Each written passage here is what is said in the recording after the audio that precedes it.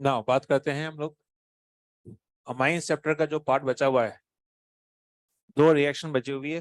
पहली रिएक्शन जो है वो मैं करवाया था, दूसरी रिएक्शन को मैंने कहा था कि आप पढ़ के आना, ESR ऑफ एनिलीन, है ना। ESR ऑफ एनिलीन जो है वो टेस्ट में भी आपका आ सकता है, क्योंकि वो आपका ESR में हमने पढ़ रखा है। बात करते हैं हम लोग, जो नंबर 8 रिएक्शन हम लोग कर चुके हैं। नंबर 9 रिएक्शन है, उसका नाम होता है डाई एजोटाइजेशन। लिखे हैं आप लोग सब लोग, डाई एजोटाइजेशन। मैं यहाँ पे कुछ लिख रहा हूँ, उसको आप लोग सब लोग कॉपी करिए। गिवन बाय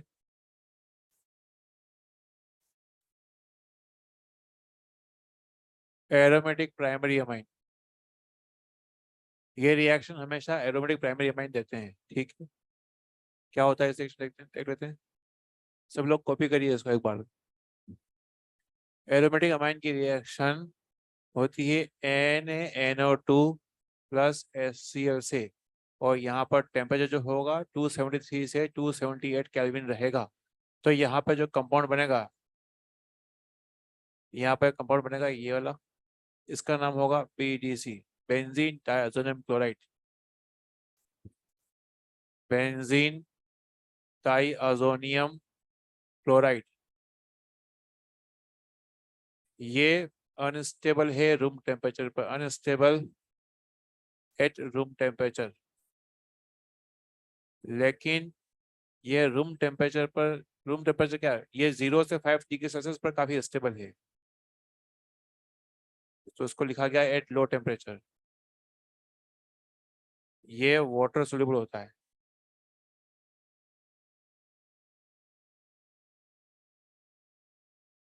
इसको रिप्रेजेंट करने का तरीका एक और होता है। बेंजीन यहाँ आ जाएगा प्लस चार्ज, यहाँ आ जाएगा Cl माइनस, और बेंजीन N2Cl, इसको ऐसे भी हम लोग लिख सकते हैं।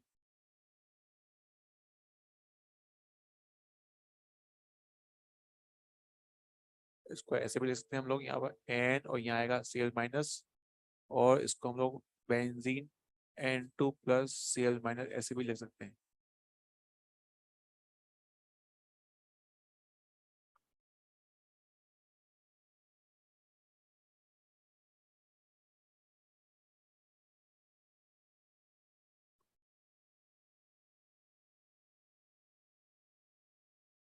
एलिफेटिक डाइअज़ोनियम सॉल्ट, अभी जो लिखा है इसको लिखे समझाता हूँ उसको मैं। ये एक अनस्टेबल सॉल्ट है, लेकिन एरोमेटिक डाइअज़ोनियम सॉल्ट ये स्टेबल होता है।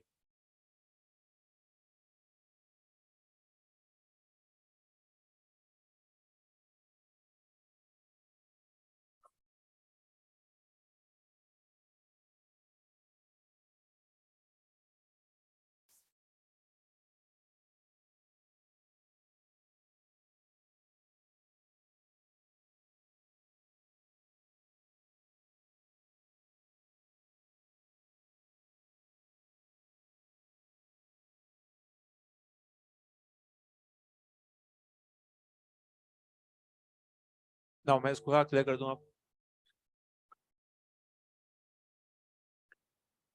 नंबर 9 रिएक्शन, ये काफी इंपॉर्टेंट रिएक्शन है।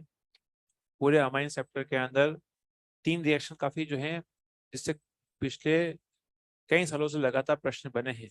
पहली रिएक्शन का नाम है हिंसबर्ग टेस्ट, खूब क्वेश्चन आए। दूसरी रिएक्शन है वो जो है नंबर 8, वो है आपका HNO2 टेस्ट। और तीसरी रिएक्शन इससे भर भर के क्वेश्चन आपके हैं, और ये बहुत ही आसान है। देखते हैं यहाँ पर क्या है वो है NaNO2HCl। ये लास्ट सेक्शन में खूब स्टडी किया है। इससे क्या बनता है, HNO2 बनेगा। HNO2 का नाम होता है नाइट्रस एसिड। क्या नाम होता है, नाइट्रस एसिड। नाइट्रस एसिड बच्चों बताओ कि कौन सा इलेक्ट्रोफाइल निकलता है, क्या NO प्लस बनेगा। इसका नाम होता है नाइट्रोसोनियम आयन। क्या यहाँ से वाटर निकल सकता है बच्चों, यहाँ से निकल सकता है, वाटर निकल सकता है। ये हमने लास्ट सेक्शन में निकल यहाँ सब कुछ किया है। तो बच्चों यहाँ से जब वाटर निकल जाएगा, वाटर जब निकल जाएगा तो ये एन की दोस्ती हो जाएगी N प्लस से, तो एन की दोस्ती होगी N प्लस से, ये Cl तो यहाँ से आ ही रहा है। इसका नाम होता है BDC। क्या नाम होता है, BDC। पूरा नाम होता है बेंजीन डाइअज़ोनियम क्लोराइड। ये रूम टेम्परेचर पर अनस्टेबल है। रूम टेम्परेचर अनस्टेबल इसलिए होता है क्योंकि यहाँ से N2 गैस निकल जाती है, N2 गैस जब निकल जाएगी तो अनस्टेबल हो जाएगा। लेकिन ये लो टेम्परेचर पे स्टेबल है। अब लो टेम्परेचर कितना है वो मैंने यहाँ लिखा है, ये 273 केल्विन से 278 केल्विन तक है। बच्चों ये जो आपका रेंज है, ये रेंज पूरे ऑर्गेनिक में केवल एक ही जगह दी है, यहाँ पर। लो टेम्परेचर मतलब कितना हो गया, 0 से 5 डिग्री सेल्सियस। मतलब 5 से 0 से नीचे भी स्टेबल हो सकता है, लेकिन इस कंडीशन के अंदर तो ये खास स्टेबल होता ही होता है, वाटर सोल्यूबल भी है। इसको ऐसे भी लिखते हैं, ऐसे कैसे लिखते हैं कि यहाँ पर जो है लोन पेयर है, लोन पेयर से तो रेजोनेंस हो रहा है यहाँ पे, ठीक है ना। लोन पेयर है तो यहाँ लोन पेयर का यहाँ पे हो रहा है, रेजोनेंस हो रहा है। इसको ऐसे भी लिखा जाता है, इसको ऐसे भी लिखा जाता है, एनसीईआरटी में बार बार इसको ऐसे लिखा गया है। अब यहाँ से एक असर्शन का क्वेश्चन बनता है। देखो इसकी जो ये रिएक्शन खत्म हो जाएगी, इसकी दो रिएक्शन है वो अपन देखेंगे, वो बहुत आसान रिएक्शन है। इसके अंदर एक असर्शन का क्वेश्चन ये बनता है, एलिफेटिक डायजोनियम सोल्ट, जो कि हमने लास्ट सेक्शन पढ़ा था। एलिफेटिक डायजोनियम सोल्ट ये वाले, ये चाहे रूम टेम्परेचर हो या 0 से 5 डिग्री सेल्सियस हो, चाहे 0 डिग्री सेल्सियस हो या रूम टेम्परेचर हो, ये बेचारे अनस्टेबल होते हैं, क्योंकि यहाँ से N2 गैस निकल जाएगा, ठीक है। लेकिन एरोमेटिक डायजोनियम सोल्ट ये स्टेबल है, लो टेम्परेचर पे स्टेबल है, हाई पे स्टेबल नहीं है। हाई पे तो दोनों अनस्टेबल है, लेकिन लो टेम्परेचर पे ये तो अनस्टेबल ही होगा, लेकिन ये स्टेबल है। उसके पीछे वजह ये होती है कि यहाँ से N2 गैस नहीं निकल पाएगी। क्यों नहीं निकल पाएगी, ये पाई बॉन्ड और ये पाई बॉन्ड में क्या रेजोनेंस हो रहा होगा, तो ये बॉन्ड यहाँ आएगा तो नो, ये बॉन्ड आपका आपके आगे जाएगा। तो इसमें कौन सा कैरेक्टर आपके आएंगे, पार्शियल डबल कैरेक्टर आपके आएंगे। इसका मतलब ये हुआ कि यहाँ पर जो है N2, ये N2 जो है ये बेंजीन से जो है डबल बॉन्ड से चिपकी होगी, ये N2 सिंगल बॉन्ड से चिपकी होगी, तो इसको तोड़ना आसान होगा, निकल जाएगी ये आसानी से नहीं निकल पाएगी। इसको अगर आपको निकालना है तो आपको टेम्परेचर जो है 5 से ऊपर रखना पड़ेगा। तो यहाँ पर लिखा है स्टेबल ड्यू टू रेजोनेंस, ये इस वजह से जो है ये आपका जो है रिएक्शन जो है यहाँ पर नहीं हो पाएगी, ये स्टेबल है। अब इसकी रिएक्शन जो है दो तरह से होती है, या तो आप N2 को निकाल दो या N2 को रख लो। तो N2 को निकालने वाली रिएक्शन को बोलेंगे रिप्लेसमेंट रिएक्शन, और N2 को रखेंगे वो है कपलिंग रिएक्शन। वो कैसे होती है मैं आपको वन बाय वन बताता हूँ। इसको यहाँ से यहाँ तक कॉपी करो।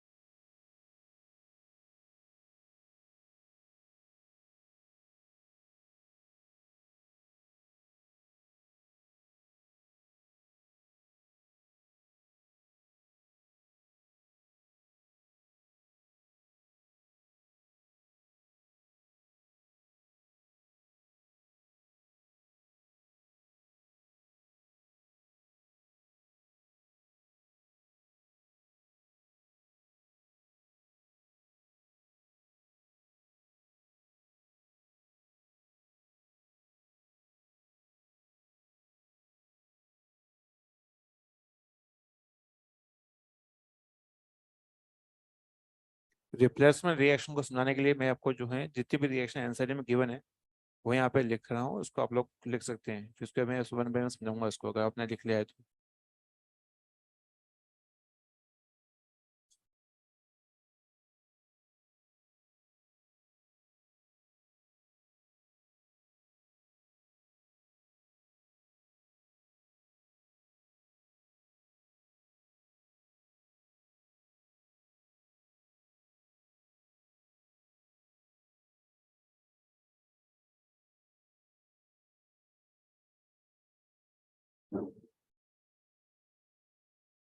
इधर देखें आप लोग, रिप्लेसमेंट रिएक्शन जो है इस पर भी बेस में क्वेश्चन देने वाला हूँ, और ये है आसान है।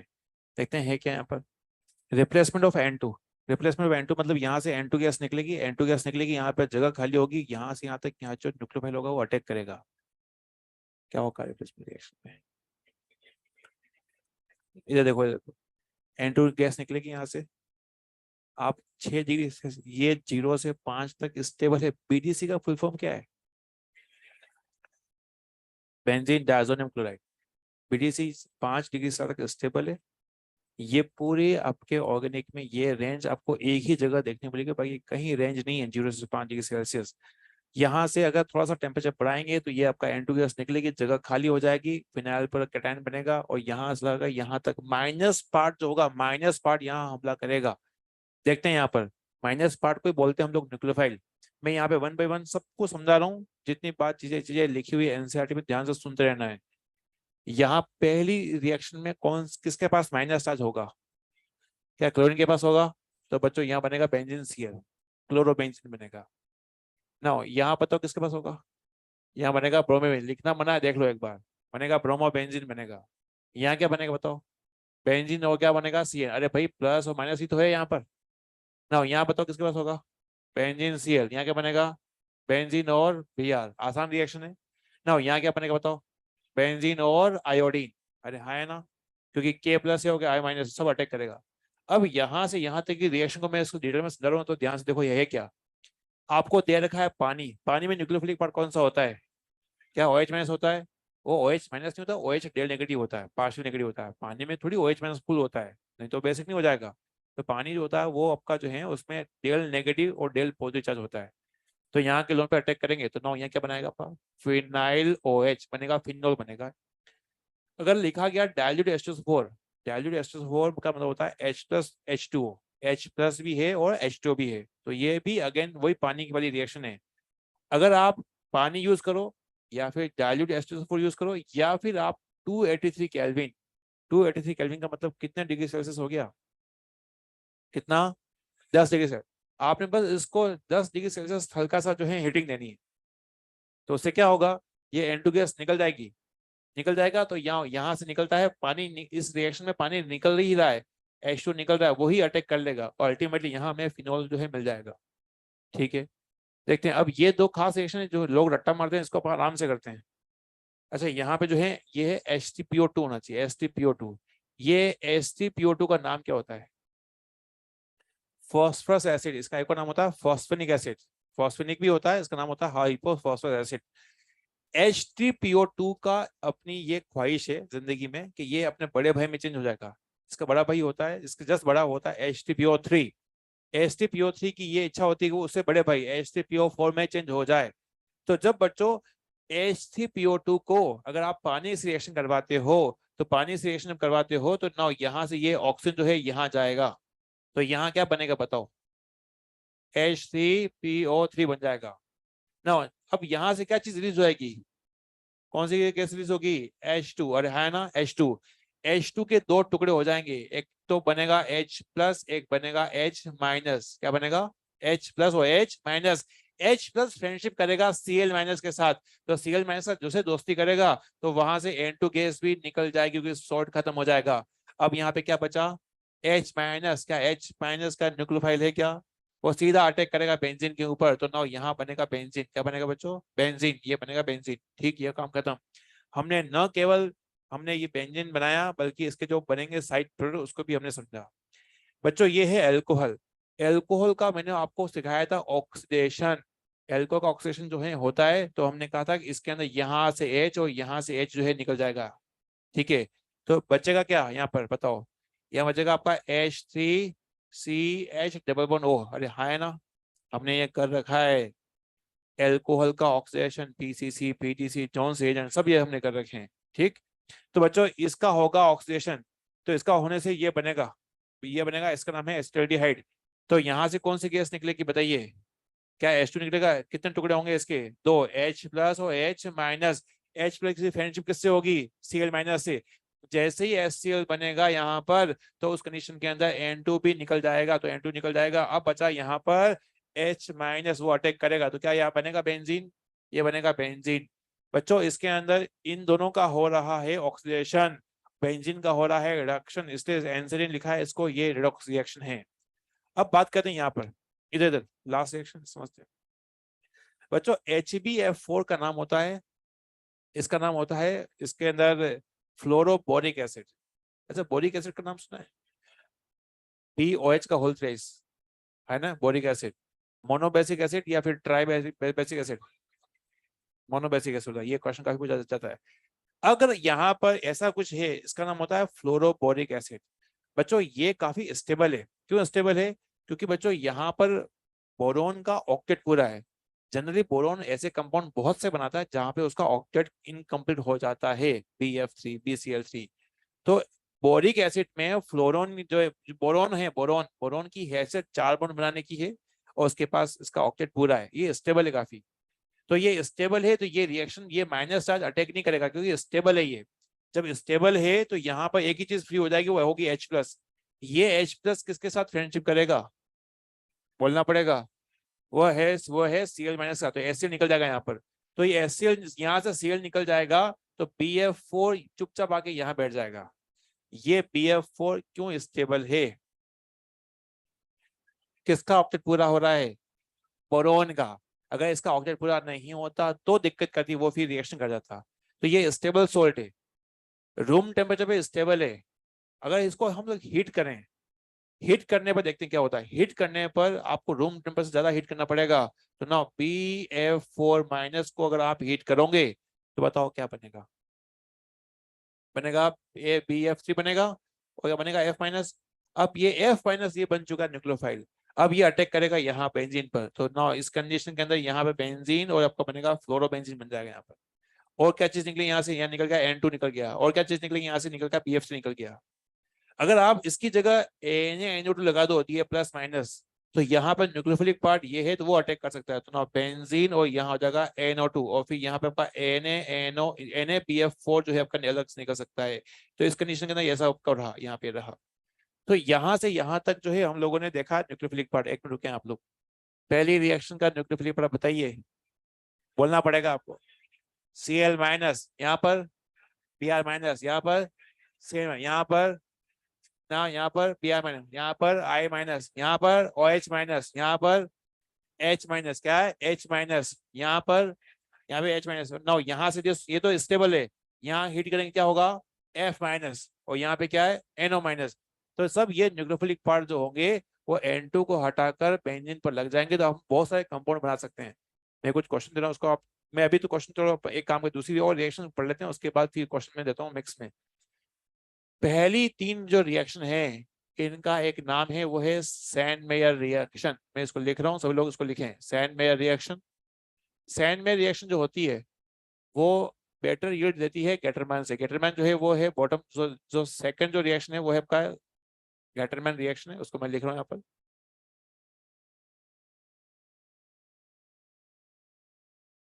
Better yield than Gattermann reaction, ये जो है it is FR-SR reaction, due to यहाँ पर कॉपर प्लस आयन होता है, तो इस आयन की वजह से ये रेडिकल फॉर्मेट में होती है।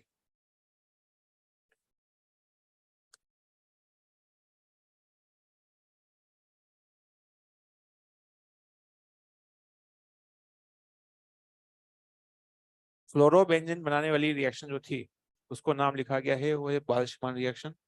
और यहाँ से यहाँ तक की जो रिएक्शन है ये है रेडॉक्स रिएक्शन है, क्योंकि यहाँ पर HCPO2 का भी हुआ है ऑक्सीडेशन, बेंजीन का हुआ रिडक्शन।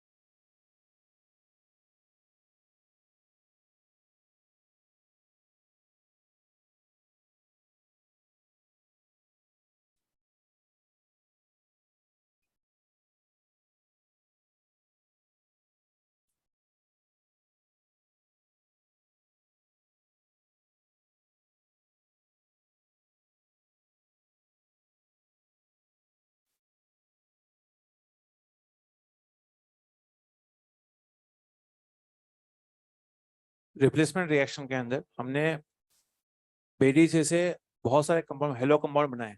ये हेलो कंपाउंड जो बनाए हैं बच्चों, इसके दो रिएक्शन हैं। जब कॉपर के सोल्ट लेते हैं, कॉपर का सोल्ट जो है, कॉपर यहाँ पे प्लस स्टेट में है, क्यूप्रस के सोल्ट लेते हैं, उसका नाम होता है सैंड मेयर।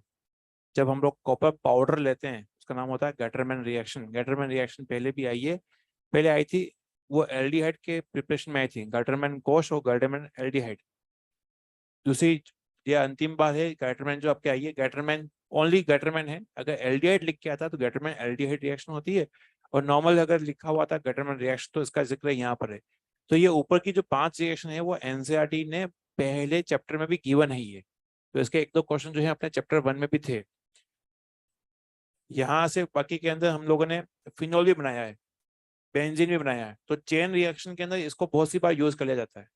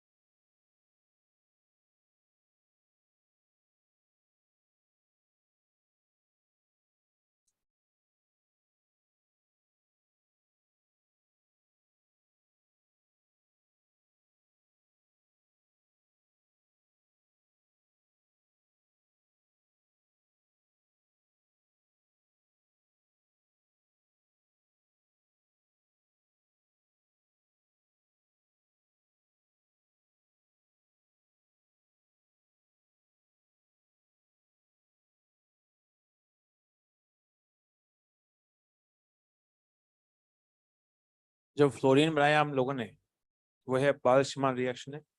इसमें जो इन्फॉर्मेशन है वो मैं आपको दे देता हूँ यहाँ पर कि ये जो कंपाउंड है इसका नाम होता है फ्लोरोबोरेट। फ्लोरोबोरेट ये जो है आपका स्टेबल है, जैसा कि मैंने आपको कहा स्टेबल एट रूम टेम्परेचर, और ये वाटर इंसोल्यूबल है, वाटर इंसोल्यूबल है। इसे बनाया फ्लोरोबेंजीन बनाया है, ये बाल-शमीन रिएक्शन है।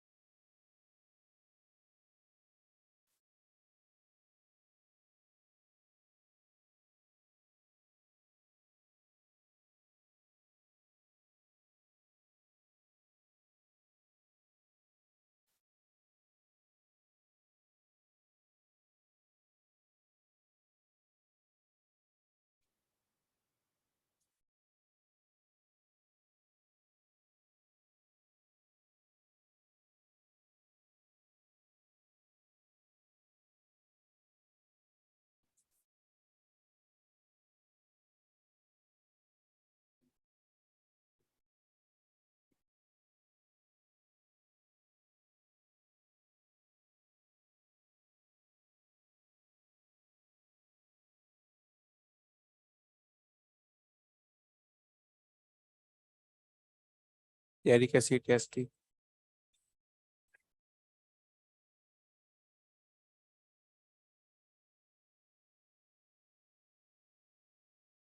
अगला वाला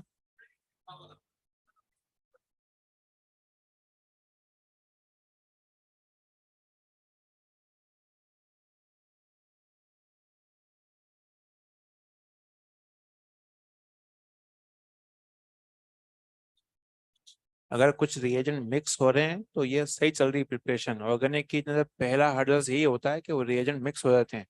एक्वस केओएच की जगह एल्कोहलिक केओएच आता है, एल्कोहलिक केओएच की जगह है एक्वस याद आता है, ये रहता है।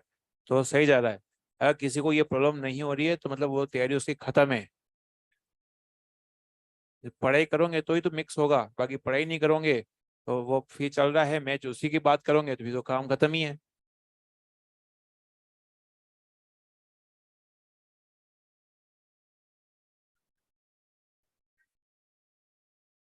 आज कबड्डी का मैच चल रहा है, जापान और साउथ कोरिया वाला।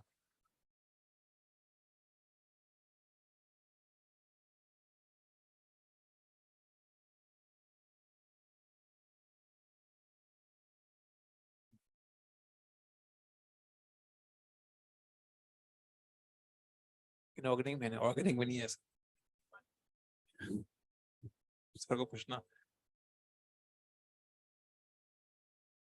जो बच्चे हैं ऑनलाइन है, ये जूम कर दिया मैंने इसको, अब जो है जूम आउट कर रहे हैं इसको।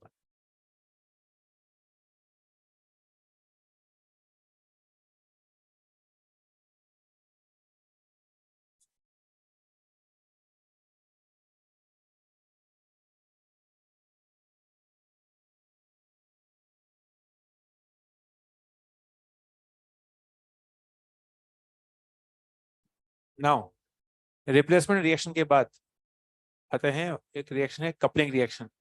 कपलिंग रिएक्शन में इधर इधर इस रिएक्शन में रिप्लेसमेंट में N2 निकल गया था, लेकिन कपलिंग रिएक्शन में N2 नहीं निकलेगा। क्यों नहीं निकलेगा उसके पीछे वजह है, और वजह क्या है उसके लिए पहले समझते हैं कपलिंग रिएक्शन। बच्चों कपलिंग रिएक्शन जो है कि ESR है, इलेक्ट्रोफिलिक सब्स्टिट्यूशन रिएक्शन, जहां पर पीडीएस अपने आप में एक इलेक्ट्रोफाइल है। ये अपने आप में इलेक्ट्रोफाइल इसलिए है क्योंकि इस नाइट्रोजन का ऑक्टेट इनकम्प्लीट है, ये भूखा है, गरीब है, रोटी का बड़ा मकान चाहिए। तो ये उन कंपाउंड पर अटैक करेगा जो कि इलेक्ट्रॉन रिच बेंजीन कंपाउंड है। आपके सामने यहाँ पर दो कंपाउंड है, क्या ये बेंजीन इलेक्ट्रॉन रिच है? क्यों है? क्योंकि बेंजीन पर ऑक्सीजन जो है लोन पर लेके बैठा हुआ है ना, ये सब दोनों प्लस एम ग्रुप लगे हुए हैं। एक थे इसका नाम था एक्टिवेटिंग ग्रुप, क्या नाम है इसका? तो ये आपका ये दोनों ऑर्थो पैरा डायरेक्टिंग होते हैं, क्या होते हैं? तो जो भी इलेक्ट्रोफाइल होगा इलेक्ट्रोफाइल है, तो ये बीडीसी लिखा है मैंने ये वाला, ये इलेक्ट्रोफाइल है, ये आके ऑर्थो पैरा पे लगेगा। एंड हमें पता है कि पैरा वाला जो होता है मेजर होता है, तो पैरा पे मैंने ये ग्रुप लगा दिया, पैरा पे इसको चिपका दिया, इसको मैंने, काम खत्म।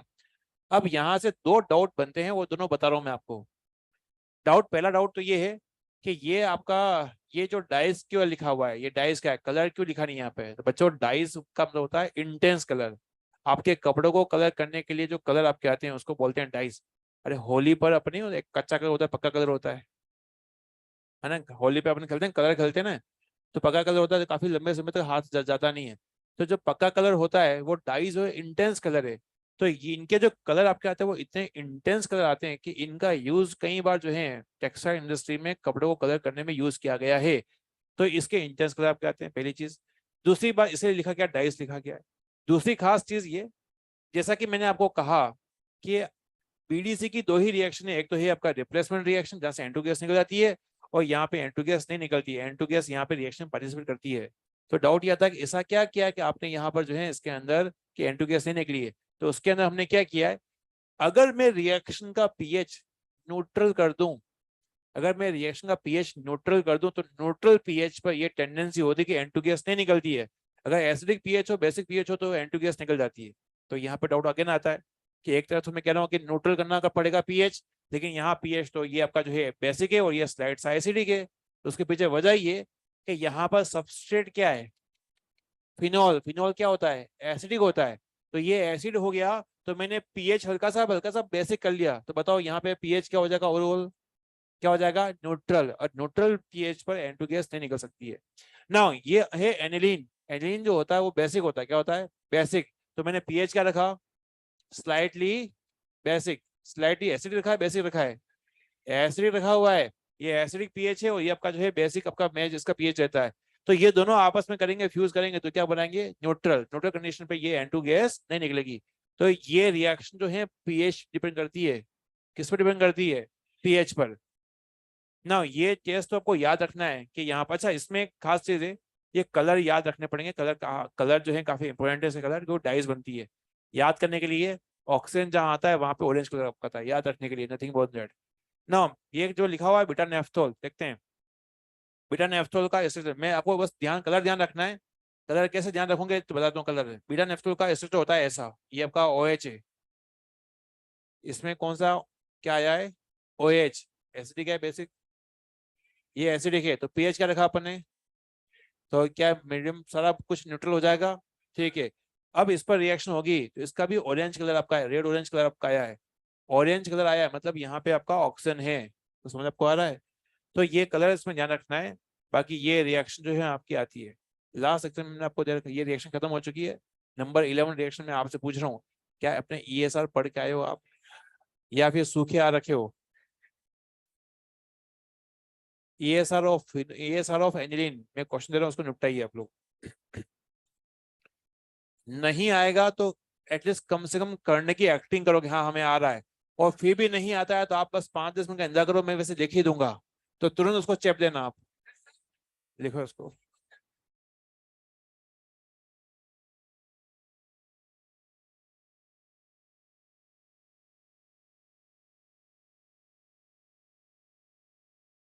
नहीं आता है तो डिप्रेस होने की जरूरत नहीं है।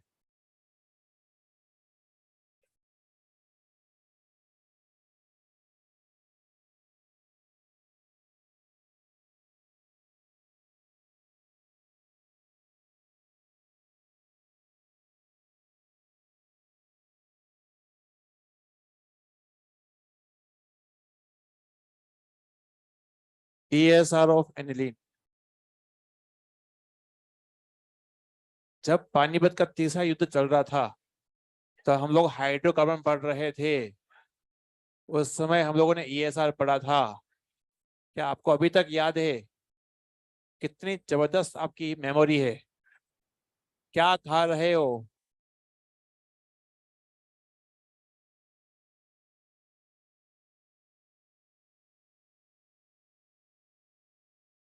बहुत ही अच्छे।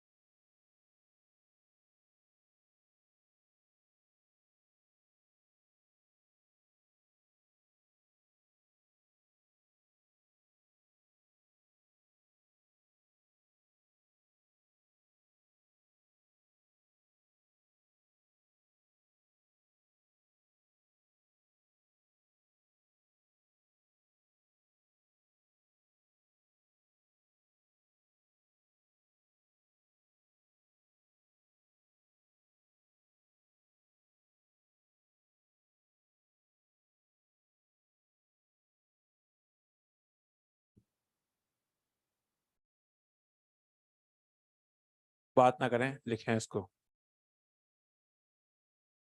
पढ़ा तो दिया, क्वेश्चन में अब दे रहा हूँ ताकि जो है ये क्वेश्चन कैसे आते हैं, क्वेश्चन आप कर पाए। तो ESR का तो वैसे लिखा है, लेकिन क्वेश्चन जो है फिलहाल अभी मैं इसके दूंगा ताकि कपलिंग रिएक्शन और रिप्लेसमेंट रिएक्शन वाले क्वेश्चन आप कर पाए। और उसके अंदर कन्वर्जन वाले क्वेश्चन जो है वो NCERT में भरपूर दे रखे हैं।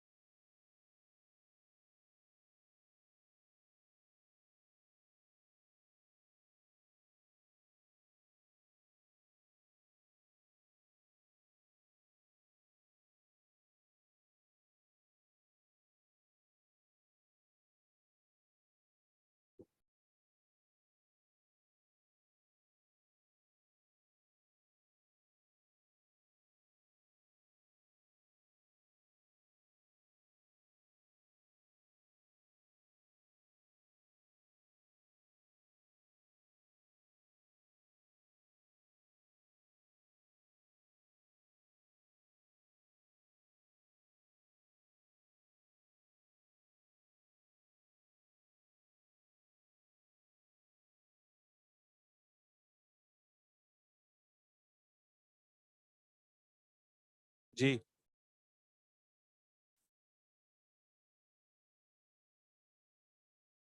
जी हाँ, यहाँ पर एक ऑप्शन और आएगा, CSCCO, एसिडिक एनहाइड्रेट।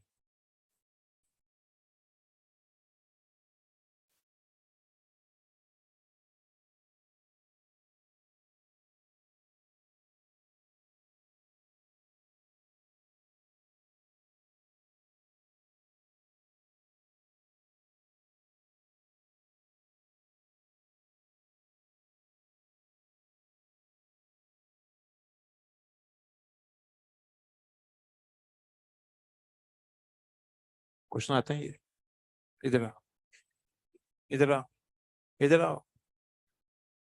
कोई भी एक क्वेश्चन कर लो अपनी इच्छा से, चढ़ दो, आजा। अरे टेंशन, इधर इधर आ, इधर आ। ऐसे मुरझाया हुआ क्या चल रहा है, चढ़ जाओ। कुछ नहीं आता तेरे को, हमें तो ऐसा, इनको भी नहीं आता, टेंशन। बच्चे बताएंगे। ओए, यहाँ, कसम, किसकी कसम? गुड क्वेश्चन ना।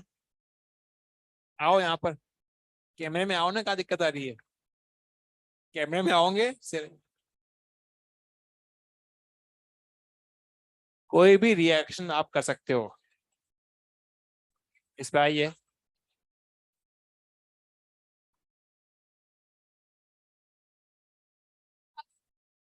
ऊपर आइए एक बार तो।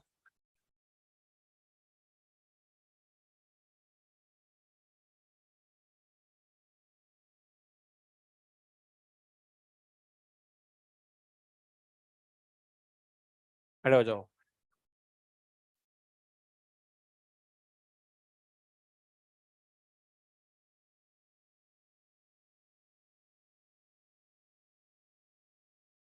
मूर्ख, ये रिएक्शन होती नहीं है।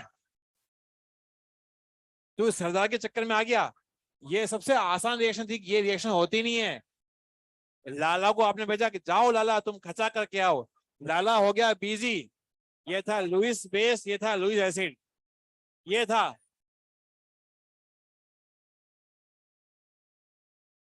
मूर्ख, इधर। भाई तुम्हें कैसी आवाज निकालते हो? YouTube short. सबसे आसान रिएक्शन को ही यहाँ पर जो है तुमने रायता फैला दिया है। इसको सिखाओ कुछ। तू बोल रहा है मणिकांत भाई, तेरे को तो उखड़ नहीं रहा, तू तो पैर फैला के बैठा हुआ है यहाँ पर।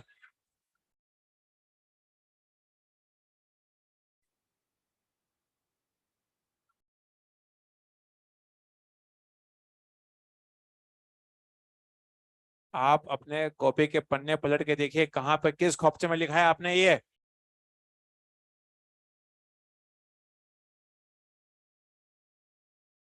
आसान रिएक्शन को जो है वहां पे जो है पैरा वाला खोलना क्या है।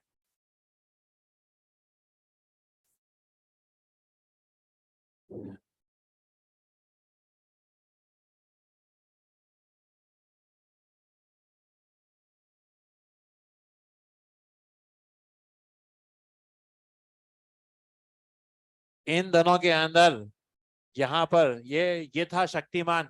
तो हम लोगों ने ऐसा कहा था कि NH2 यहाँ पर जो इसके अंदर Br और Br लगेगा, तो तीनों पोजीशन में Br लग जाएगा, ये आपका बनेगा वाइट पीपीटी।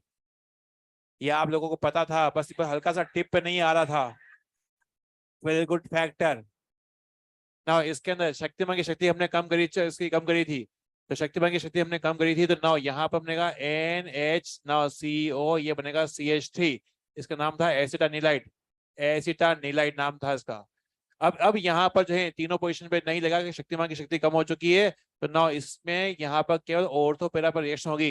मेजर बनेगा पैरा वाला। तो पैरा पैरा वाला लिखा है मैंने। और फिर लास्ट स्टेप के अंदर यहाँ पर हो गया आपका इसके अंदर हाइड्रोलाइसिस। तो अल्टीमेटली बनेगा यहाँ पर NH2 और पैरा पर आपका लग जाएगा ब्रोमीन। नाउ HNO3 H4, ये एकमात्र ऐसी रिएक्शन है जिसमें भाई चुप रहे। यहाँ पर जो है एक तो गलत बताया उस बच्चे को,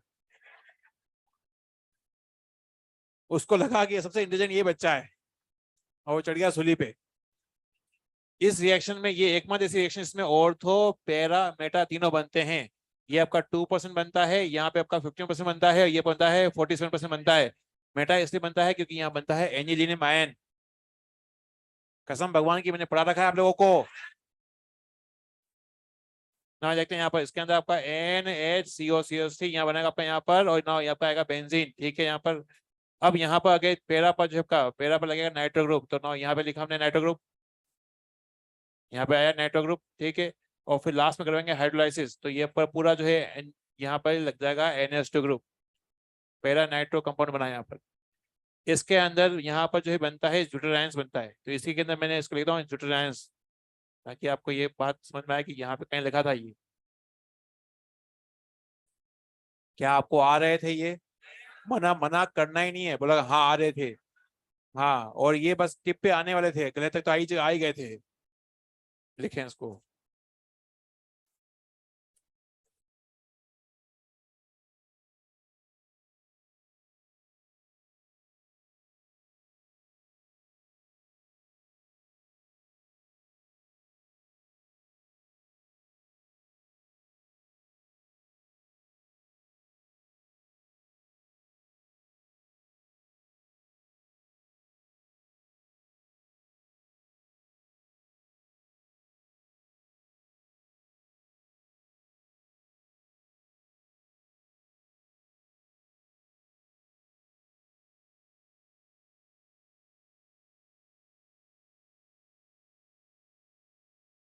तो भाई, तो मैंने पहले भी कहा था। हाँ,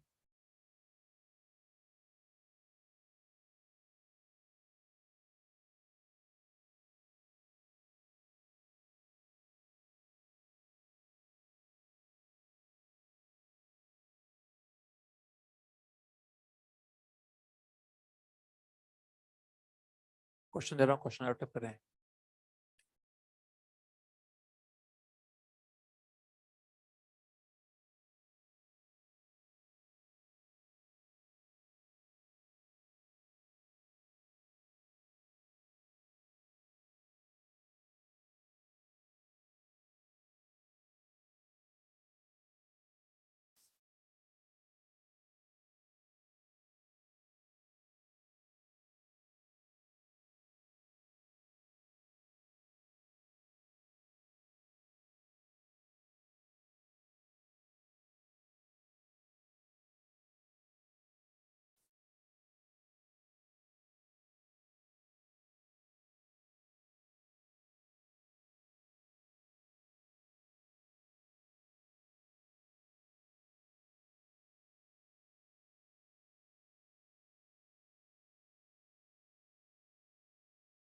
लिखें इसको।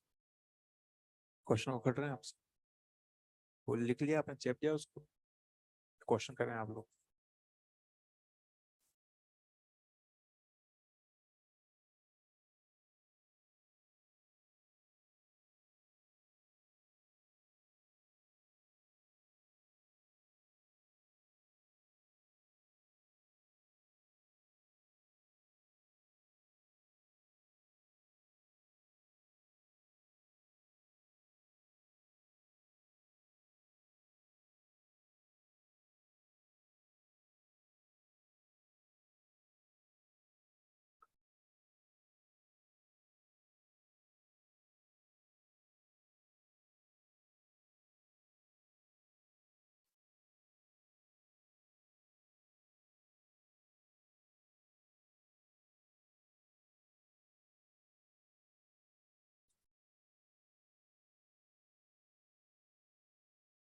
बैठ जाओ।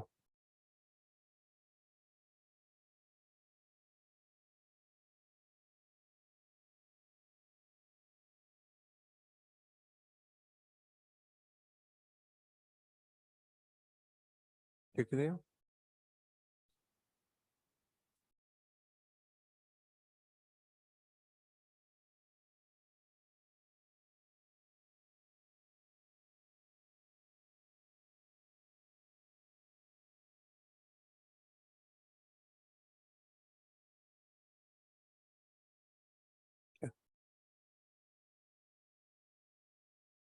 हाँ, यहाँ पे 4 भी आ रहे हैं। कैसे बना ये क्वेश्चन हो गया आपसे? ये लिखा नहीं, यहाँ पे आ गए ना। पहले ये तो करो। ये मैं बताऊंगा मैं अभी आपको कैसे होता है। वैसे ऊपर वाले बताऊंगा मैं।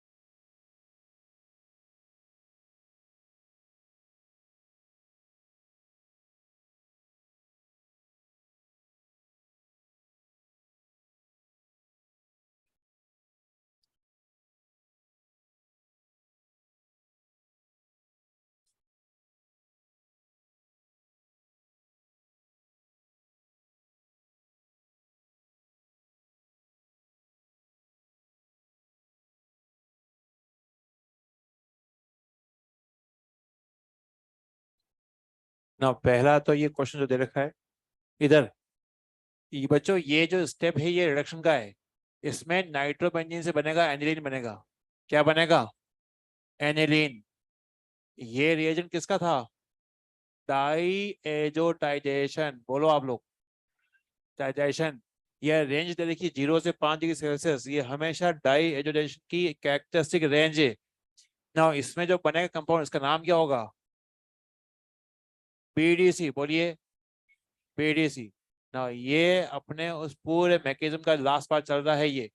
इसके बाद ये खत्म, सब कुछ खत्म हो जाएगा। BDC, benzene diazonium chloride. Benzene diazonium chloride की रिएक्शन है, हम करवाते हैं क्यूप्रस हैलाइड से। तो ना यहाँ पे क्या लगेगा? यहाँ बन जाएगा, लगेगा Cl। ना यहाँ बनेगा बेंजीन, ये होती है रिडॉक्स रिएक्शन। ना यहाँ क्या बनेगा आपका? यहाँ लगेगा आपका फ्लोरीन। इधर HbF4 स्टेबल है। हीटिंग करने पर यहाँ से निकलेगा F-। तो फिर यहाँ पे लग जाएगा F, फ्लोरोबेंजीन। सबसे ऊपर वाले रिएक्शन जिसका नाम था सैनमे रिएक्शन, क्या नाम है? आवाज नहीं आई। इसका नाम था बाल-शिमन रिएक्शन। क्या नाम था? बाल-शिमन रिएक्शन। ना अब यहाँ पर जो अपन बात कर रहे हैं, सबसे इंटरेस्टिंग क्वेश्चन आपके आते हैं कन्वर्जन वाले। कि हमें इससे ये बनाना होता है। ये बोर्ड्स के भी, बोर्ड्स में 2-2 स्टेप के पूछते हैं। मैंने आपको यहाँ पे 2-3 स्टेप का जो पूछूंगा अभी आपको मैं। कैसे ये कर सकते हैं तो देखते हो, यहाँ पर मैं तरीका बता रहा हूँ।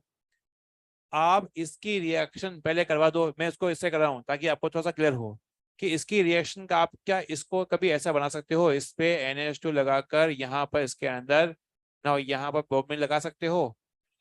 वो कौन सी रिएक्शन थी बताइए? कौन सी रिएक्शन थी? आप ब्रोमीन के साथ वाटर ले लो या फिर नॉन पोलर ले लो। नॉन पोलर लो या फिर पोलर लो, हमेशा बनेगा ये ट्राइब्रोमो, क्योंकि ये था शक्तिमान। अरे हाँ, है ना? ठीक है। अब इस NH2 की जगह भी मुझे ब्रोमीन लगाना है। तो इस NH2 की जगह ब्रोमीन लगाना है, तो ना इसकी रिएक्शन में कर दूं Na Na2HCl से, अरे हाँ ना, तो क्या होगा इससे? हाँ, अरे बोलो ना, क्या यहाँ पर टेम्परेचर भी रेंज में लिख दी यहाँ पर ऐसे केल्विन, तो यहाँ पे क्या होगा, NH2 क्या आएगा? अरे बताओ भाई बताओ, ये बनेगा N2Cl, क्या यहाँ पे BDCl बन जाएगा? ना, ब्रोमीन तो है ही है, ब्रोमीन के साथ कोई छिड़कानी नहीं करेगा ना, ये हो गया। ना बात करते हैं, अब मुझे इसकी जगह लगाना ब्रोमीन, तो मैं क्या यहाँ पे सेंड में रिएक्शन कर दूं? तो ना यहाँ पे आपको क्या CuBr2 प्लस यहाँ पे आपका आ जाएगा HBr, क्या ये नहीं बन जाएगा? कितने स्टेप में बना ये? 3 स्टेप बना है, 1 2 3, 3 स्टेप के अंदर 2 क्वेश्चन तुम कर पाओगे? क्या क्वेश्चन तुम उखाड़ पाओगे, या फिर तुम मुझे उखाड़ना पड़ेगा यहाँ पर?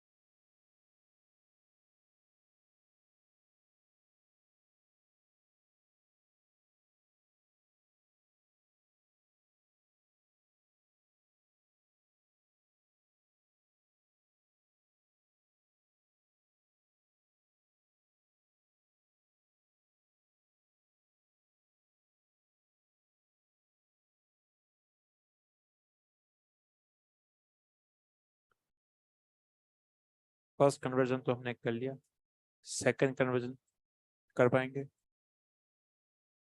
आपने लिख लिया, ये क्वेश्चन कर लिया आपने?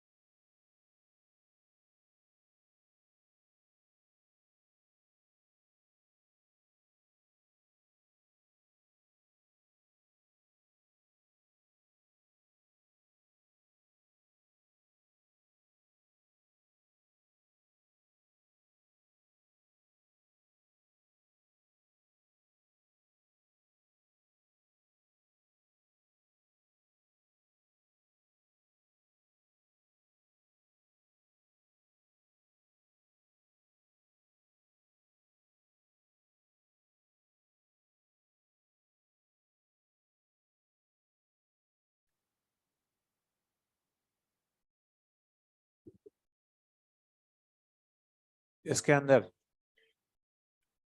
पहले तो हम लोग ब्रोमिन मैं स्टेप लिख रहा हूँ। पहला स्टेप था ब्रोमिनेशन करते हैं इसका। दूसरा स्टेप क्या करें, NaNO2 प्लस HCl और टेम्परेचर लगा दें ना। तीसरा स्टेप क्या करेंगे, क्या पानी के साथ रिएक्शन कर दें। तो 3 स्टेप में बन जाएगा ये। यहाँ पे मैंने टेम्परेचर लिखा नहीं, अंडरस्टूड है कि ये आपका ये रीजन इसी के लिए थे। तो ये बनाना है। खड़े हो जाओ, जाओ कुछ कोने पे ना। यहाँ पर इस रिएक्शन को कैसे करना भाई, तुम्हारे बोर्ड्स में क्वेश्चन आया वो कराऊं या फिर जो है बस ये रिएक्शन खत्म करें इसको। जब तक अपन ये क्वेश्चन नहीं करेंगे बच्चों तो कुछ चमकेगा नहीं। फिर मैं बोलूंगा हाँ ये तो मैंने पढ़ा दिया, तुम बोलोगे सर ये तो हमें प्रैक्टिस तो करवाई नहीं। तो कुल मिला के पढ़ाना ही इंपॉर्टेंट नहीं है, प्रैक्टिस इंपॉर्टेंट का रोल काफी ज्यादा है। तो जितनी आप क्वेश्चन की प्रैक्टिस करेंगे आपको चमकेगा। कई भाई लोग ऐसे हैं जिनको नहीं चमक रहा था, लेकिन यहाँ से देखकर उनको बात समझ में, हाँ इसको ऐसा करना होता है ना। यहाँ पर इसके अंदर क्या करें बताओ, सिंपल 2 स्टेप में हो जाएगा क्या, 2 स्टेप में हो जाएगा ये तो। ना पहले तो ना यहाँ करेंगे NaNO2 प्लस HCl। ये आपका 2 स्टेप वाले क्वेश्चन है, हिट क्वेश्चन है, बोर्ड्स में आपके आते हैं। HCl ना 2 स्टेप में, सेकंड में क्या कर रहे हैं, पानी निकाल पानी इसके अंदर जो है पानी से करवाएं रिएक्शन। तो ये NH2 की जगह, यहाँ NH2 की जगह पहले बनेगा BDC। क्या बनेगा, BDC। और BDC की जगह यहाँ पे क्या आ जाएगा, पानी का आएगा OH। तो ये OH यहाँ लिखा है मैंने, CH यहाँ लिखा हुआ है। तो CH3 है OH है, इसलिए घुमा के मैंने लिखा हुआ है ऐसे। भाई आपको आ रहा है, कोई दिक्कत तो नहीं। तो ये कैसे बनाते हैं, इसका नाम होता है मेटाक्रिसोल। कुछ याद आपको आया। हाँ अच्छा इसका होता है, ये इसका, आओ तुम हैं बहुत भोकाली बन रहे हो, आओ इधर, सरदार जी आओ। ऑर्थोडोन का लिखो स्ट्रक्चर। हाँ ऑर्थोडोन, आओ। हाँ लिखो बड़े, यही तो फंड, ये यही फंड है। हाँ ऑर्थोडोन का स्ट्रक्चर।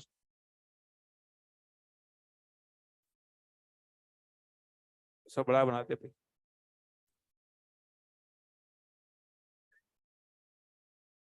हो गया, हो गया। पहले तो लिखा है मैंने ऑर्थो। इस भाई ने बनाया मेटा पे बनाया है, बताओ। मतलब सट्टे भी मारना हो भी मारने नहीं आ रहे हैं इसको। 2 CSC लगाए, अगर 2 ऑर्थो पे 2 CSC लगाए तो ये तो जाइलिन हो गया ना।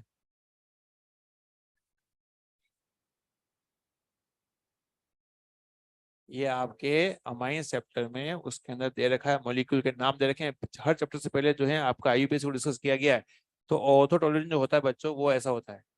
ये आपका आएगा, यहाँ आएगा NH2 और ये आपका आएगा CH3, ऐसा आएगा।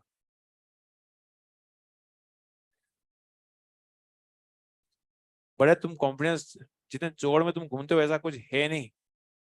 हाँ हाँ बता तो रहे हैं। इसका नाम क्या था, ऑर्थोटोलोडीन। एक होता है टोलोइन, इसका नाम नहीं, इसका नाम। एक था आपका टोलोइन, बेंजीन भी लगाते हैं, CSC लगाते हैं, वो होता है टोलोइन। इसका नाम क्या था बताया मैंने अभी, मेटाक्रिसोल, मेटाक्रिसोल। ठीक। इस चैप्टर के लास्ट 3 पॉइंट जिसको मैं यहाँ पर डिस्कस कर रहा हूँ उसको ध्यान से सुनते रहे आप लोग।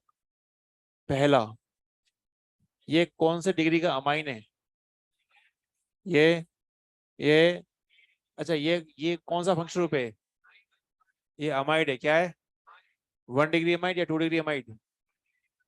ये नाइट्रोजन कितने कार्बन से लगा हुआ है, एक कार्बन से लगा हुआ है। ये पता तो है कैसे लिखा जाएगा, CONS2 है।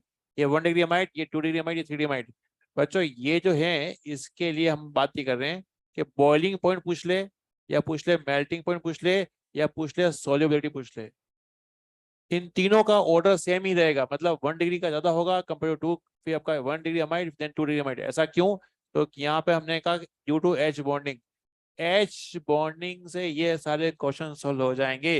इसमें प्राइमरी अमाइन में कितने H बॉन्डिंग कर बना सकते हैं, तो यहाँ पर एक, यहाँ पर एक बार भी नहीं होगा। तो इसीलिए जितनी ज्यादा एच बॉन्डिंग होगी, boiling point, melting point, solubility, सब सारे के सारे जो है उसके अंदर वो आपका उसका एक ही रहेगा। Nitro compound having alpha H will be soluble in nitrous acid. Nitro compound के पास अगर अल्फा एच है, वो नाइट्रस एसिड में सोल्यूबल होता है। ना यहाँ पर अल्फा कार्बन समझते हो, ये अल्फा कार्बन, क्या यहाँ पे अल्फा एच है? ना क्या यहाँ पे अल्फा एच है? ना क्या यहाँ पे अल्फा एच है? क्या नहीं है, तो सोल्यूबल नहीं होगा। Last point, pyrrole. अब ये मैं समझाता हूँ, थोड़ा सुनो। आप सुनोगे तो सबको समझ आपको आएगा। अगर लोग इसको रट्टा मारेंगे। पायरोल जो होता है, ये होता है पायरोल। क्या ये एरोमेटिक है? हाँ, नॉन एरोमेटिक है।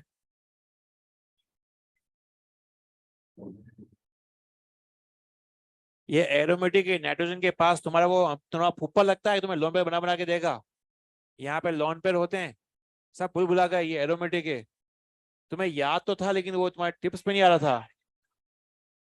बच्चे मन के सच्चे। तो इसके अंदर ये आपका जो है, इसके अंदर यहाँ पर ये आपका ये एक एरोमेटिक कंपाउंड है, ठीक है। इसके अंदर मैंने 1 2 3 4 मैंने मार्क कर दिया है। और क्वेश्चन आता है कि किस कार्बन पर ज्यादा डेंसिटी है, कार्बन की बात करता है, तो 2 5 3 4। तो किस कार्बन पर डेंसिटी ज्यादा है, इसका पता लगाने के लिए हम लोग क्या करते हैं, इलेक्ट्रोफाइल का अटैक करवाते हैं। अच्छा, 2 और 5 सेम है, इधर से करो इधर से, बात तो एक ही ना। 3 4 क्या सेम है? भाई नंबरिंग में किधर से कर दूं, तो ये आपका 5 की जगह 2 आ जाएगा और 4 की जगह 3 आ जाएगा। तो 2 5 इक्विवेलेंट है और 3 4 इक्विवेलेंट है। अब कहानी ये कि मैं अटैक कराऊंगा अभी।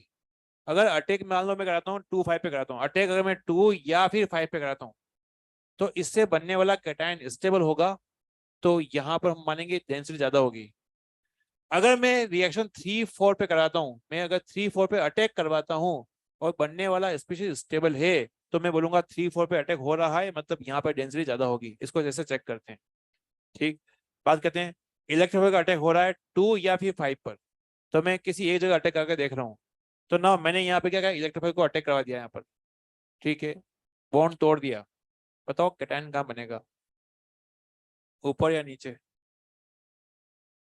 कैटायन आपने अटैक करवाया यहाँ पर, तो क्या इलेक्ट्रोफाइल 3 बनेगा, बीच में बनेगा, 3 बनेगा, मैंने कहा ये बनेगा। अरे हाँ है ना। अगर अटैक में करा दूं 3 या 4 पे, 3 पे करा दूं, चलो, तो अटैक कैटायन का बनेगा, 2 पे बनेगा। तो मैंने क्या किया, यहाँ पे इलेक्ट्रोफाइल अटैक करवाया यहाँ पर, तो कैटायन बना यहाँ पर, यहाँ पे पाई बॉन्ड है अभी तक, ठीक।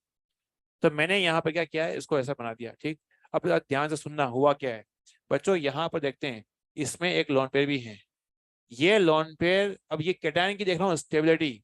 अगर ये कैटायन स्टेबल हो चुका है, हो जाएगा, तो 2 5 जो है उस पर हमला होगा, मतलब उस पर डेंसिटी ज्यादा होगी। अगर ये कैटायन स्टेबल होगा, तो यहाँ पर अटैक 3 4 वाला जो है वैलिड होगा, 3 4 पर डेंसिटी ज्यादा होगी। ऐसे चेक करते हैं। अब देखते हैं यहाँ पर, ये प्लस चार्ज जो है इस कैटायन के इस डबल बॉन्ड के साथ रेजोनेंस में है। क्या ये डबल बॉन्ड जो है अगेन ये लोन पे साथ रेजोनेंस में है? तो बच्चों यहाँ पे आपके बनेंगे 2 RS, क्या बनेंगे, 2 RS। यहाँ देखते हैं, ये कैटायन जो है आपका, क्या इस डबल बॉन्ड के साथ कॉन्जुगेशन में है? नहीं है। क्या इस डोमपर के साथ कॉन्जुगेशन में है? तो यहाँ पे केवल एक ही आरएस बन रहा है। क्या बन रहा है? एक ही आरएस बन रहा है। और यहाँ कितने आरएस बन रहे हैं? 2। इसलिए ये आपका स्टेबल हुआ। जब ये स्टेबल हो गया, इसी वजह से हम बोलते हैं कि 2 5 पर जो है ज्यादा डेंसिटी होती है, वो लिख दिया मैंने। अब यहाँ पे कई साइंटिस्ट अपना दिमाग लगाएंगे, बोलेंगे सर इसका आप रेजोनेंस करेंगे, उसके बाद भी रेजोनेंस हो सकता है, उसके बाद भी तो यहाँ पे आपका आरएस बन सकता है। तो मैं आपको करके बता रहा हूँ, यहाँ पर इसका एक ही आरएस बनेगा, ठीक है, ये लिख दिया मैंने। अब मैं इसका आरएस करके बता रहा हूँ। ये आपका आपने क्या किया, इसको आपने आरएस बनाया, तो यहाँ बना आपका, से सप्लाई किया, यहाँ पे इलेक्ट्रोफाइल था। नाउ नाइट्रोजन ने अपना लोन पेयर सप्लाई किया, उस पर चार्ज क्या आएगा, क्या आएगा, प्लस चार्ज। ये प्लस चार्ज नाइट्रोजन के ऊपर है। नाइट्रोजन की हैसियत 4 बॉन्ड बनाने की थी, बन चुका है। अब ये कैटायन अगेन फर्दर रेजोनेंस नहीं कर, आप ये सोचो कि ये मैं जो है इसके अंदर एको बार करवा दूं, तो नाइट्रोजन की 5 वैलेंसी हो जाएगी, वो वैलिड नहीं होगा। तो ये कैटायन यहाँ पे आके बस अब जो है जस्ट चिल मोड में, इसके आगे कहीं जाएगा नहीं। तो ये कैटायन नाइट्रोजन पे आएगा, तो एक ही बार एक ही आरएस बना है। ये कैटायन यहाँ से आएगा, उछल के आएगा यहाँ पर, फिर यहाँ से फिर यहाँ आ जाएगा, तो 2 RS बनाएगा। इसीलिए व्हाट वी से कि 2 5 पर अटैक जो होगा वो होगा, और 2 और 5 पर जो है डेंसिटी ज्यादा होगी। चिपकाओ इसको, बैठो।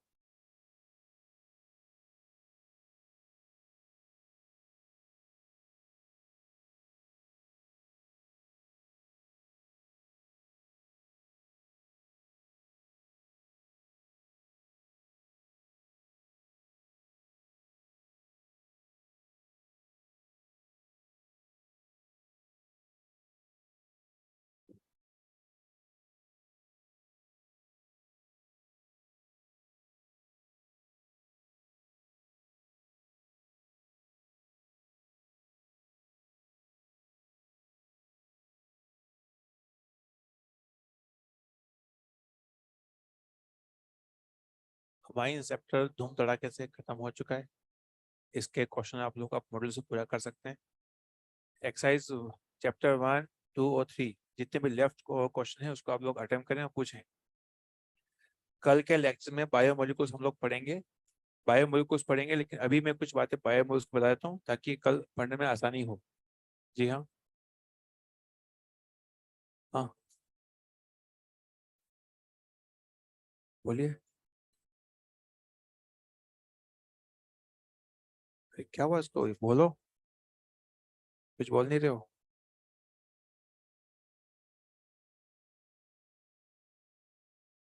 हाँ, ये वाला, ये वाला। हाँ बस होगी, एक बार बैक बॉन्डिंग होगी यहाँ पर। बैक बॉन्डिंग हुई, back bonding is a type of resonance. एक बार होगा जब कैटायन यहाँ से यहाँ आ जाएगा तो रेजोनेंस हो गया इसके अंदर, और इसमें बैक बॉन्डिंग हो जाएगी। तो यहाँ पर बैक बॉन्डिंग भी हो रही है, रेजोनेंस भी हो रहा है, यहाँ पे क्या बैक बॉन्डिंग हो रही है। समझ में आ रहा है।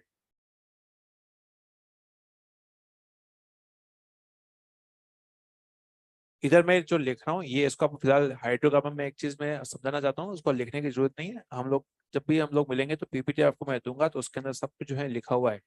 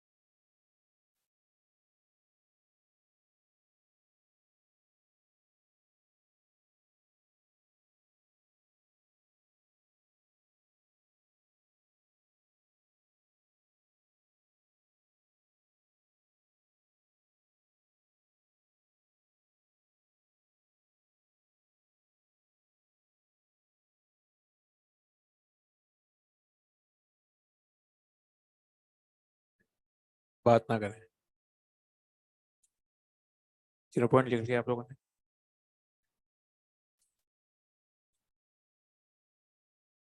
लिख लिया।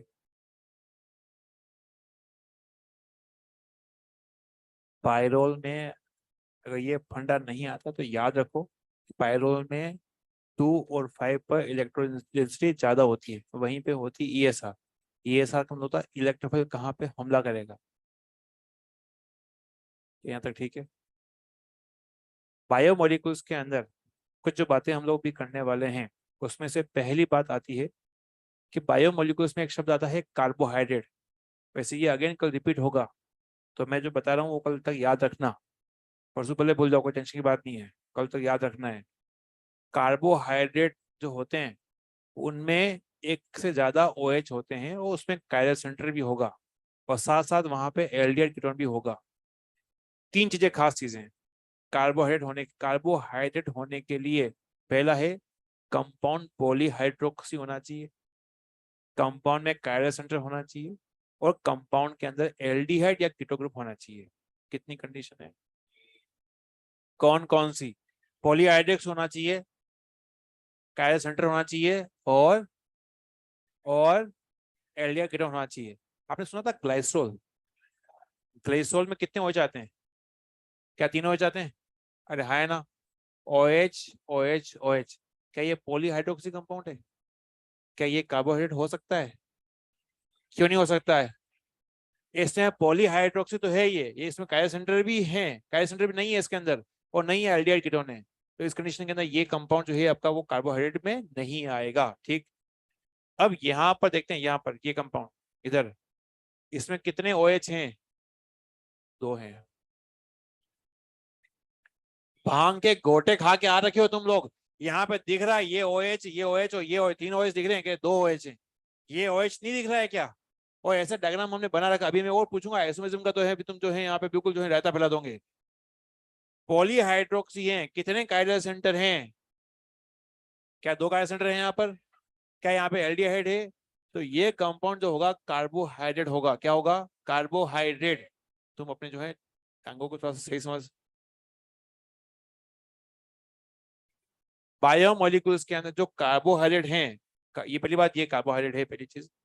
कार्बोहाइड्रेट को तीन मतलब क्लासिफिकेशन जो किया गया है, पुराना जो क्लासिफिकेशन है उसके अंदर, पुराना क्लासिफिकेशन नए क्लासिफिकेशन की बात करेंगे। पुराने क्लासिफिकेशन इसको बोला गया है मोनोसेकेराइड, ओलिगोसेकेराइड और पॉलीसेकेराइड। इसका मतलब ये कि किसी भी कार्बोहाइड्रेट को अगर मैं डालूंगा पानी में, तो पानी में डालने पर वो ब्रेक डाउन नहीं होता है, उसको बोलेंगे मोनो। क्या बोलेंगे? मोनो। पानी से कोई ब्रेक डाउन नहीं होता है। ओलिगोसेकेराइड जो होते हैं वो पानी में जाने पर ना, उसको भी लिखता हूँ यहाँ पे H2 में, यहाँ पे कोई रिएक्शन नहीं हुई है। पानी में जाने पर 2 से लगाकर 10 तक जो है ये सब यूनिट बनाते हैं। क्या बनाते हैं? सब यूनिट्स। 2 से 10 तक। अगर दो सब यूनिट बनाते हैं उसको बोलेंगे डाइसेकेराइड। क्या बोलेंगे? तीन बनाएंगे उसको बोलेंगे ट्राइसेकेराइड। ट्राइसेकेराइड। चार बनाएंगे तो टेट्रासेकेराइड्स। ठीक। कोई एग्जांपल है डाइसेकेराइड्स का? अपने घरों में चीनी होती है, अपने घरों में जो चीनी होती है उसको बोलते हैं सुक्रोज। क्या बोलते हैं? सुक्रोज। सुक्रोज को डालेंगे पानी में तो उसके 2 टुकड़े हो जाते हैं। हमें वो दिखता नहीं है अपनी आई से, लेकिन बता रहा हूँ कि उसके 2 टुकड़े हो जाते हैं। तो सुक्रोज होता है उसको हम बोलते हैं डाइसेकेराइड। क्या बोलते हैं? एक होता है माल्टोज। माल्ट में होता है। एक लैक्टोज होता है। लैक्टोज कहाँ होता है? मिल्क में। अरे हाँ, है ना। तो ये सब जो है डाइसेकेराइड के एग्जाम्पल हैं। जो मैं बता रहा हूँ वो याद रखना है। कब तक रखना है? कल तक। अद्भुत। डाइसेकेराइड तीन है अपने सिलेबस में, सुक्रोज, माल्टोज, लैक्टोज। बोलो। मोनोसेकेराइड अपने सिलेबस में 4 है। एनसीटी में 2 दे रखे हैं, लेकिन 2 और याद रखने हैं और वो आसान है। Glucose, fructose. बोलो। फ्रक्टोज। और एक है आपका जो है, 2 और है, मेनोज, गैलेक्टोज। क्या है? और भाई बायो में तुम पढ़ते हो एपीमर, बोलते हो एपीमर होते हैं, एपीमर एनिमोर्स पढ़ते हो तुम लोग। तो ये बायो की जो बातें हैं यहाँ पर आपकी बहुत बढ़िया से हो जाएगी, तो ऐसा सुनते रहना है। 4 है मोनोसेकेराइड, ग्लूकोज, फ्रक्टोज, मेनोज और गैलेक्टोज। ठीक, ये है। अब ऐसे कंपाउंड, ऐसे कार्बोहाइड्रेट जो पानी में जाने पर वो मोर देन 10 यूनिट्स के अंदर, सब यूनिट्स में जो है ब्रेकडाउन होते हैं, उसको बोलते हैं पॉलीसेकेराइड। क्या बोलते हैं? पॉलीसेकेराइड। पॉलीसेकेराइड क्या होते हैं? पानी में डालने पर उसकी जो टुकड़े होते हैं वो 10 से ज्यादा हो जाते हैं, मतलब 10 मोर देन 10 सब यूनिट्स होती है। 3 एग्जाम्पल अगेन अपने सिलेबस में है। एक तो है स्टार्च, अपने चावल में होता है, आलू में होता है। एक होता है सेलुलोज, प्लांट्स में होता है सेलुलोज। एक होता है ग्लाइकोजन, उसको बोलते हो आप एनिमल स्टार्च। अपने सिलेबस में 3 पॉलीसेकेराइड है। कौन कौन सी? स्टार्च, सेलुलोज और ग्लाइकोजन। ये सब बातें जो है ना, मैं आपको कल के लेक्चर में मैं आपको रिपीट करवा करवा के जो है याद हो जाएगी आपको। तो एनसीडी पढ़ने की नौबत ही नहीं आएगी आपको। तो इसके नोट्स नहीं बनाने, इसके जो मैं आपको हैंड हम पढ़ेंगे, इस पीपीटी से पढ़ेंगे तो पूरा याद समझाऊंगा इसमें हुआ क्या है। इसमें बहुत खास खास बातें हैं, अगर आपको बात पता है, याद है, तो सारा चैप्टर बड़ा आसान है। बात करते हैं इसके अंदर यहाँ पर, इधर। मोनोसेकेराइड, ओलिगोसेकेराइड, पॉलीसेकेराइड हमने पढ़ लिया। डाइसेकेराइड, ट्राइसेकेराइड वो बीच में ओलिगो में आते हैं। ठीक। इसके 4 एग्जाम्पल मैंने बताया, इसके 3 एग्जाम्पल मैंने बताया, डाई के और पॉली के भी 3 एग्जाम्पल बताए, वो उम्मीद करता हूँ याद होंगे आपको। ये कंपाउंड था, हमने कई सालों पहले, कई सदियों पहले, एक था आपका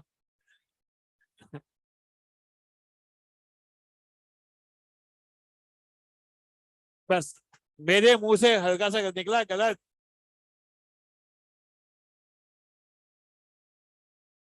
अरे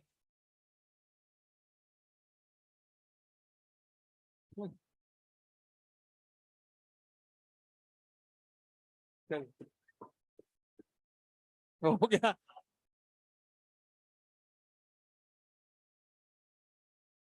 बच्चे सोच रहे होंगे, चुप रहो।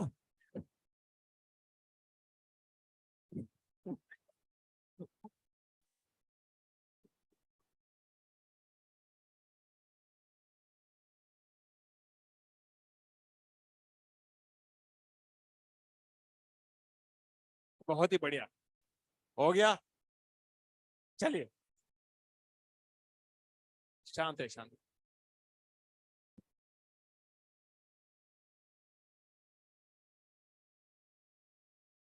चलिए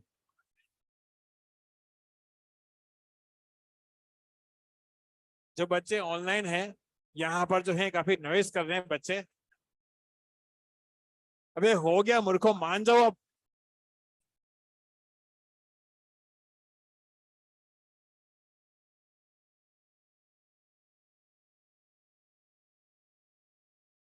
चलिए क्या है, मेरी बिलोंगिंग जो है, आई बिलोंग्स टू स्मॉल विलेज, वहां पे जो है कोई मर जाता है ना तो पूरे गांव की औरतें ऐसी रोती है, सारी औरतें। और रोती नहीं है, रोने का नाटक करती है, वो ऐसी करती है, हम बता रहे हैं, ऐसे होता है। जो लोग गांव से हैं वो जानते होंगे अच्छे से।